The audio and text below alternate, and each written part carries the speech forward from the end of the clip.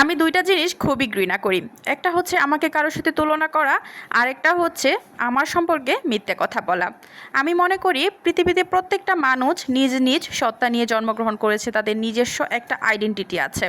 বুয়া ছুটিতে থাকায় বাসার সব কাজ আমাকেই করতে হচ্ছে, এতে বেশ আমার ভালোই লাগছে।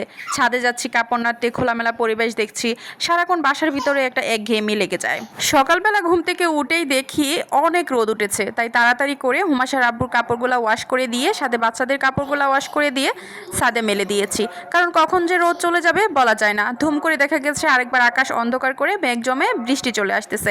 এখনকার বৃষ্টি এমন তাড়াতাড়ি হয় যে ঝুম করেই নেমে যায়, আসলে বোঝাই যায় না যে কখন নেমে যাচ্ছে। হুমাশার আব্বু যেদিন অডিট করতে চলে যায় সেদিন আমার মনটা ভীষণ খারাপ থাকে। আবার যখন অডিট শেষ করে বাসায় আসার দিন হয় সেদিন আমার মনটা অনেক ভালো থাকে। শুধু আমার না, বাচ্চাদেরও ভালো থাকে। বাচ্চাদেরকে যখন বলি যে তোমার আব্বু আসতেছে আজকে, তারা তো অনেক নাচানাচি শুরু করে দেয়। সেদিন মনে হয় বাসায় ঈদ ঈদ একটা ভাব থাকে। আসলে পুরুষ মানুষদের কিচ্ছু করার থাকে না, তাদের কাঁধে বউ বাচ্চা সংসার সব কিছুর দায়িত্ব। তাদেরকে যে রিজিকের ব্যবস্থা করতে হবে, তাই রিজিকের ব্যবস্থা করতে ছুটতে হয় অফিসে। আকাশে আজকে কোনো মেঘ নেই, শুধু রোদ আর রোদ। একদম একটা শাইনি একটা দিন। আর ছাদ বাগানটা এত সুন্দর করে সেজেছে, এখানে ফুল ফল সব কিছু এত সুন্দর যে আসলে ভিডিও না করে পারা যায় না। আর আকাশটা দেখুন এত সুন্দর, মানে সাদার মধ্যে যে নীলাভ একটা হচ্ছে দিচ্ছে, ভাইব দিচ্ছে, এটা অনেক সুন্দর দেখা যাচ্ছে।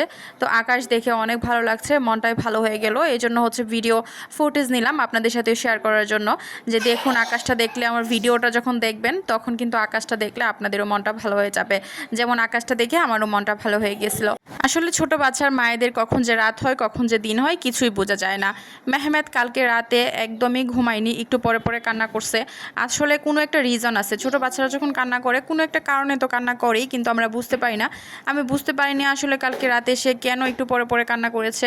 মেহমেদের হালকা একটু সর্দি আছে, সেজন্য মনে হয় খারাপ লেগেছিল। এই পেঁপে গাছটার মধ্যে একটা পেঁপে হয়েছে, সেটা আবার পাকা। আমার এত হাসি পাচ্ছিল দেখে, আবার সুন্দরও লাগতেছিল। ছোট্ট মোট্ট একটা পেঁপে পেকে আছে। আবার বারান্দার মধ্যে চলে আসলাম। আসলে এই ব্যালকনিতে যে আমার গাছগুলো আছে, এই গাছগুলোকে দেখলে অনেক সুন্দর লাগে আমার কাছে। আমার যখন মনটা খারাপ হয়ে যায় তখন আমি ব্যালকনিতে যাই, গাছের ছবি উঠাই, ভিডিও করি। তো আমার মনটা তখন ভালো হয়ে যায়। আর রঙ্গন গাছটা তো অনেক বেস্ট আমার কাছে মনে হয়। বারান্দার মধ্যে লাগানোর পর থেকেই একের পর এক কলি আসতেছে, ফুল ফুটতেছে। আর এই গাছগুলো হচ্ছে পর্তুলিকা গাছগুলো অনেক ভালো। এগুলাতে হচ্ছে ছোট ছোট ফুল ফুটে থাকে, খুবই সুন্দর লাগে দেখতে। আপনারা মনে হয় আমার বাচ্চাদের হাসি শব্দ অনেক কিছু শুনতে পাচ্ছেন ভিডিওতে। আমার 2টা ছোট ছোট বাচ্চা, কিছু করার নেই, আসলে তাদেরকে নিয়ে আমার ভিডিও মেক করতে হয়, প্লাস হচ্ছে ভয়েস দিতে হয়। ওদেরকে তো আর চুপ থাকতে বলতে পারি না, ছোট বাচ্চা। আর এই যে টবটা দেখতে পাচ্ছেন, এই টবটাতে কিন্তু আমি ফুল গাছ লাগাবো, যার জন্য হচ্ছে মাটি রেখে দিয়েছি। এটার মধ্যে পর্তুলিকা ছিল, কিন্তু পর্তুলিকাগুলো একদম হচ্ছে মরে যাচ্ছিল এরকম অবস্থা, যার কারণে হচ্ছে আমি উঠিয়ে ফেলেছি। তো আজকের মতো এই পর্যন্তই, পরবর্তীতে কথা হবে। আসসালামু আলাইকুম।